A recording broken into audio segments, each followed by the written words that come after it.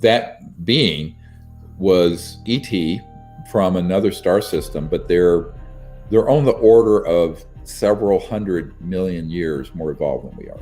This being is almost speaking to you. There is something going on there. There was an ET nearby, and then I call it the healer, the one that has the sort of a praying mantis shaped triangular head that healed a man of his hearing loss. Close Encounters of the Fifth Kind is the next thing that we have to do.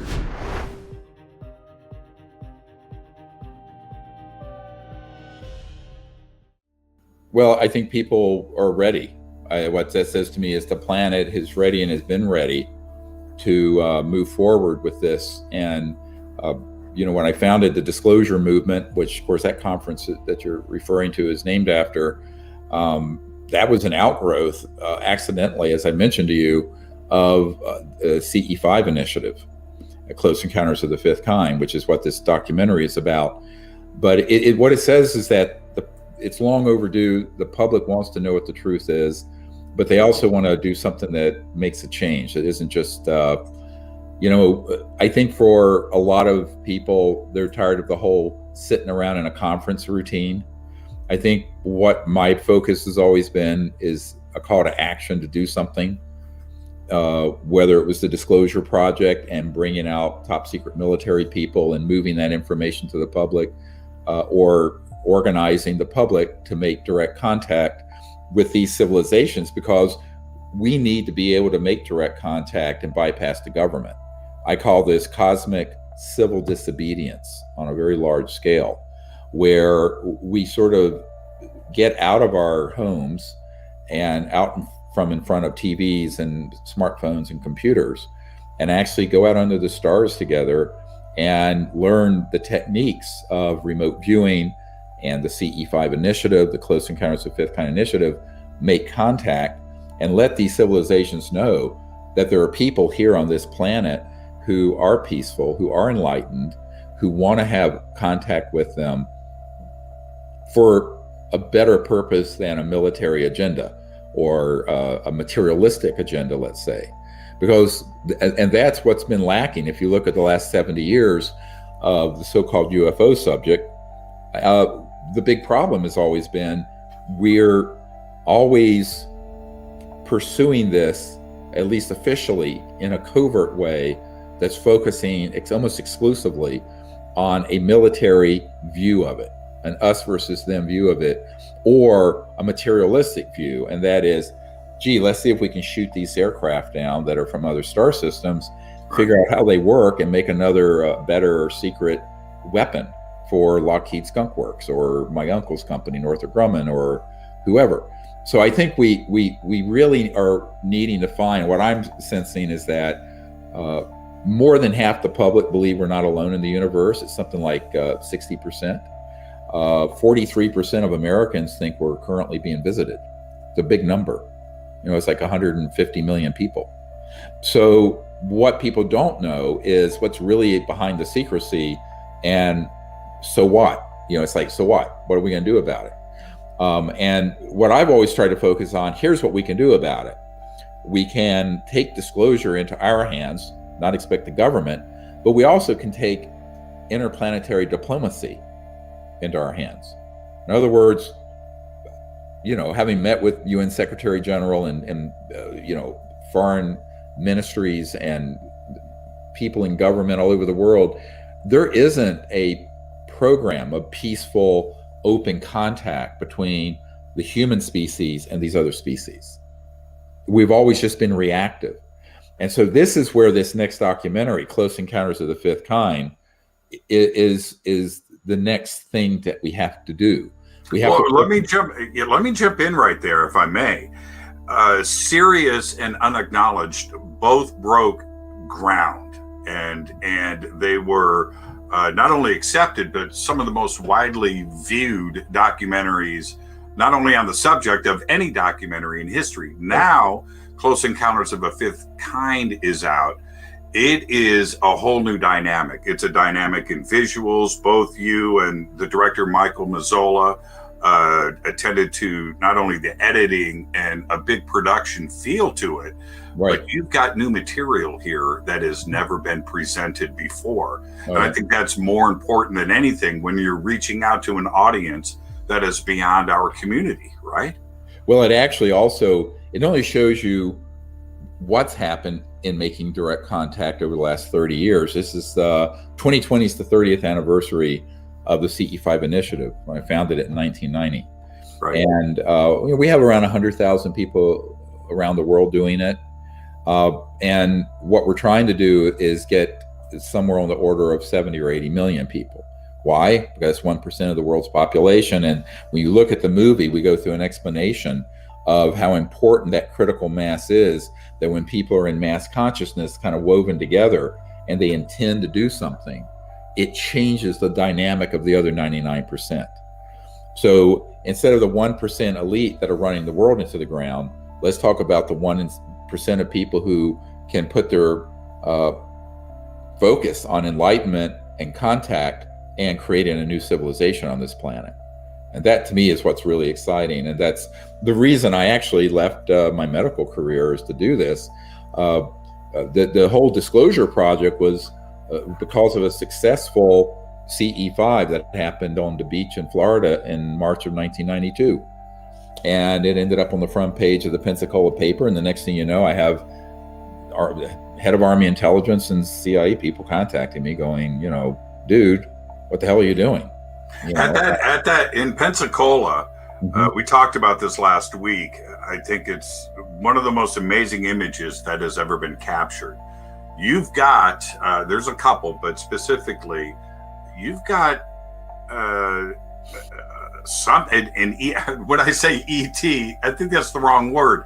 You've got a being, a full color being captured, and you chose to put this into the film. What do you think the reaction is going to be from everybody when they see this image of this intelligent being? Usually it's, oh my God, astonishment. Because, and by the way, that wasn't at Pensacola, that was at Boca Grande on the further south on the Gulf Coast years later. That being was actually photographed a few years ago in the 2000s. The original event that happened in Florida was in 92. So that this was probably 20 years later or 15 years later. And that being is a ET from another star system, but they're on the order of several 100 million years more evolved than we are. Yeah, I thought when you look at it, you can tell this is amazing. So it was sort of, a lot of things we put in the movie was pushing the envelope of what people could get their minds around, because we're so materialistic. We're thinking all the time that as species evolve, it's just sort of like around the edges of where we are. Right. These are 1,000 quantum leaps up past. There's in higher states of consciousness, most importantly, and where their whole civilization has understood the science of consciousness and of teleportation and of manifestation and materialization, almost like you would read from a book from the ancient Vedas or Sanskrit, of what they call siddhis, SIDDHIS, which are these abilities to materialize a gem or materialize a whole city.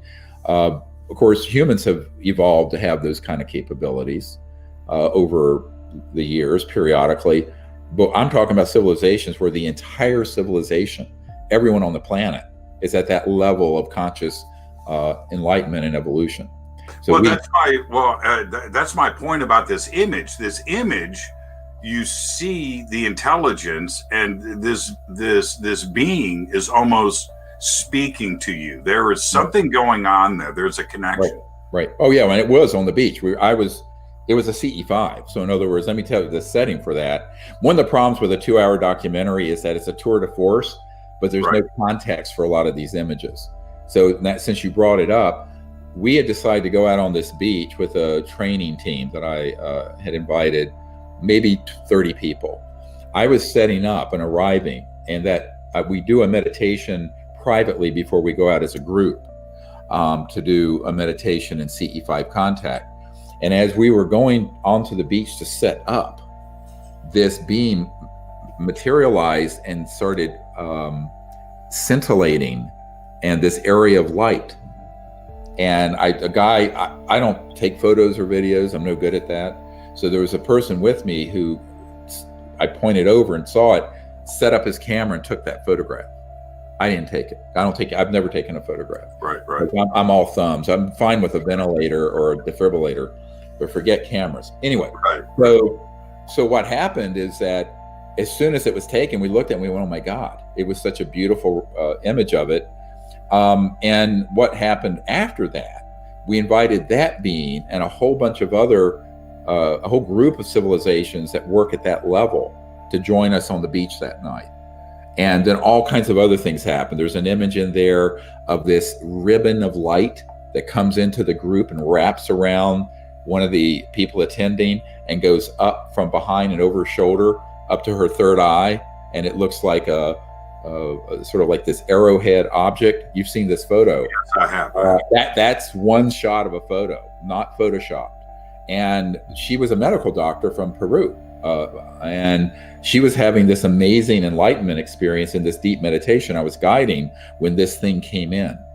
So the kinds of phenomena and beautiful experiences we have are beyond the scope of the movie, but it sort of just introduces the idea of what we're doing and the idea that everyone can do it. Now, I want to say something we just released. I don't know if you've gotten it yet, Jimmy, the CE5 Contact app. So I do have it. If you go to your iTunes store or Google Play, there's a new app that's just come out. That's an entire training program that has the meditations, the remote viewing techniques, the CE5 protocols, how to set up a team, what do you do when something happens, but also all the different kinds of phenomena that happens, all the equipment you want to have, such, for example, the software apps that show you what objects are satellites in the sky, so you don't mistake a bunch of Elon Musk satellites that are up there floating with a flotilla of ET craft. So it's a very practical how-to guide, but it has something else that's really cool, and that it has a networking feature. So you can get on in LA and see who else is in the LA area on the app that you can then message to form your own team. So say on any given night, once we're out of lockdown, you could get together with 4 or 5 people, meet up somewhere and do CE5 together. So the idea is that this is going to facilitate people forming contact teams all over the world. Now, one of the exciting things about the film, there's a lot of great things about it, but is the amount of video and imaging content that you have. And who made the decision on what made the film and the terabytes of extra stuff that didn't make it into the film? That's a tough decision. And will we have a part 2, a part 3, a supplemental documentary of some of the other stuff that didn't make it into the film? I hope to sometime. I don't know how to do video editing and stuff like that. And as you know, we don't have an office or staff or a budget. So let's say we've raised, and by the way, thank you to everyone who contributed to the crowdfunding. This film, like all of them, have been crowdfunded. And right now, this is in the top 10 documentaries ever crowdfunded. I think we're just hit $809,000. And so that's gone into the movie, but I don't have a staff to be able to take we have about 100 terabytes of material, to take that, pull it out, and then put it into other things, even on YouTube. We just don't have anyone to do that. So, and I don't know how. I just don't do video editing. But so that's something someday maybe we'll be able to do if we found someone competent to do it. But yeah, to answer your question, we do want to do that. We just don't have any personnel to do it. Who made the decision about what made it into the film? Who made those decisions? Well, it was a whole team effort. The producers and Michael Mazzola and I. Ultimately, I made the decision of things that I thought were the most representative of the different kinds of phenomenon that happen during CE5. But some of it got to the point that there would be 10 great images that were very similar, and you just have to choose one, because in a 2-hour feature film that you want to have, we're aiming to have 500 million to 800 million people see this. It's very, very difficult. Oh, yes, Unacknowledged has had over 600 million people see it. Right. Okay, so our goal is to, we had to make it was like, which arm do you want to cut off? When you had to make this decision.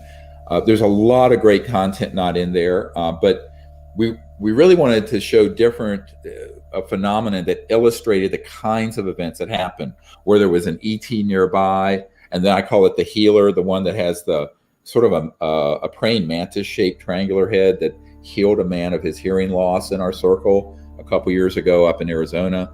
So we wanted to have enough things in there to give people a flavor of the kind of things that happen, but it isn't exhaustive. Now, what's interesting though, we took every photo and video in the film and put it into a bonus feature that goes with the movie when you get it, but it's only available in 2 places, Vimeo and iTunes.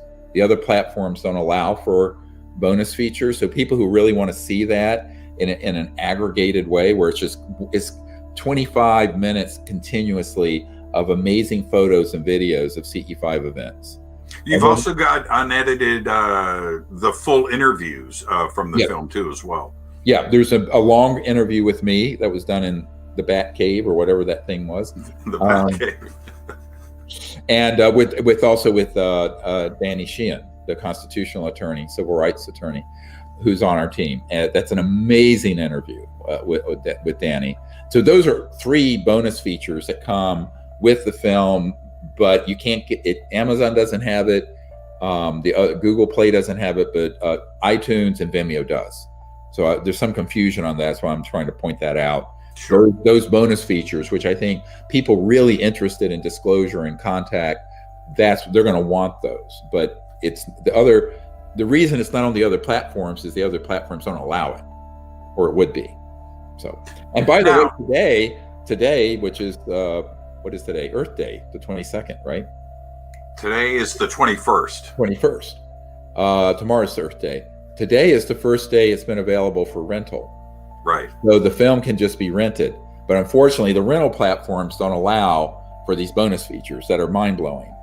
But, I don't have any control over that. That's, you have to talk to whoever owns Apple and Amazon. And right. It's not my chicken, as they say in the South. Not my chicken, honey. I don't really have the ability to have any say-so over that. And a lot of people ask, well, is it on Netflix? I said, no, you don't just slap it on Netflix. They have to approach you. And we have no idea whether Netflix is going to want to have something like this on their platform or not. But where it is now, you can rent it, you can get it on iTunes, and on Vimeo, you can get these amazing bonus features that are not available anywhere else. And I think people are going to want to get those, because these images you're referring to, including this light being and the ET that did the healing, and then the ambassador from the Andromeda Galaxy, Bijou, that was at Joshua Tree with us a few years ago.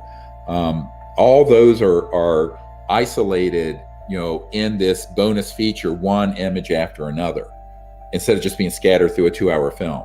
So it's really a great thing for someone to have in their collection if they're really into it. Now, disclosure is a big word. You've been out in front pushing for this. The community, whatever their definition of disclosure is, they have been chomping at the bit. It seemed like we were getting really close over the last few years for something big to break. And I felt, and so did many, you and I have talked about this often, I felt that we were ready. I really felt like the world, that most people were saying, my friends that are not part of the UFO community, saying, of course we're not alone. This was expected, of course. What did you think? Well, today, the reaction from, this is the elephant in the room, right? The reaction from coronavirus and the shutting down of economies and the crisis that we're all being forced to go through right now makes me almost take a step back and say, could we handle the truth? Are we really ready for this? Is coronavirus helping us understand how we can react to something on a worldwide scale and maybe handle real disclosure in a different way? What's your take after what we've gone through in the last couple of months? Is the world ready for real disclosure? Yeah, but you have to define real disclosure. The first part of this film exposes the covert, clandestine message and narrative Right. of what's been going on with some of the disclosure efforts that have hijacked, let's call it the movement that I started in the 1990s to do this. And specifically, the Tic Tac and the stuff that came out from the Pentagon and TTSA, where on every single major media outlet in the world, mainstream media, this was portrayed as a threat, an alien threat, a threat to our national security. Now, all the way back to the late 1990s, early 2000s, we've been talking about that Werner von Braun, who invented the rocket for Adolf Hitler, and others that I've worked with have said, frankly, this has always been the long-term objective of the cabal, keeping this secret, these so-called unacknowledged special access projects. But what people don't realize, those operations always stay in the shadows. They get cutouts, people that are sort of carrying their water for them, that are the visible tip of that spear. And that's what's unfortunately started happening, which we also had predicted in the 1990s. Because, to be very blunt with you, I took meetings in the 90s with people who were key members of that committee, of the Majority Intelligence Committee, MAGIC as it's called. It used to be called Majestic 12, but it's called MAGIC, MAJIC. And it was made very clear to me that that was the agenda, and that there would be an acculturation project that would pick up steam, and then they would move the narrative in the direction of fear, panic, and a threat. If you enjoyed this video, make sure to check out the next one right here on the Best of Dr. Stephen Greer.